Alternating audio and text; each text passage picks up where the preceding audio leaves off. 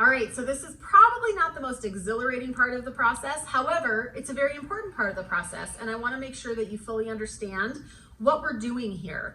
So this deadline is called the title deadline, and the way and the history of where this came from, it's often referred to as your bundle of rights in your title commitment. And there's a fun backstory that I want to share with you.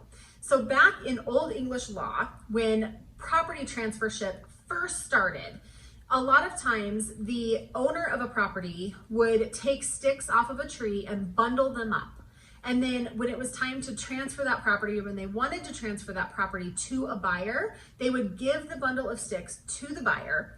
And the buyer then owned not only the bundle of sticks, but the tree on the property, as well as the property that the tree was on, and the tree itself.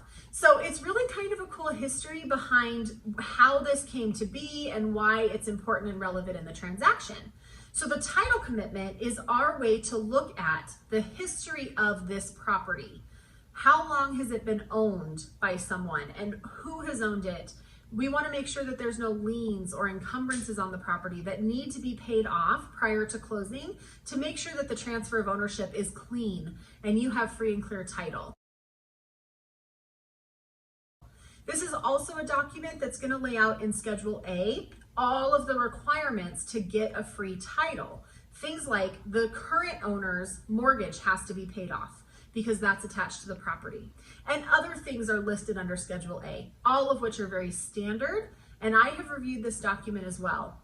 If I see anything in this document that's alarming, I work with title immediately to make sure that we can remedy any issues. Next, under Schedule B, is a list of exceptions. So these are parts of the property or things associated with a property that is removed from coverage of the title insurance policy that's in place on the property. This could be maybe an easement from a utility company or some sort of covenants that would supersede the title insurance policy when it's attached to the property. So in your title commitment, there's going to be a list of these exceptions. Try to go through and click on, there's sometimes blue links that are hyperlinked to the original document that's in question.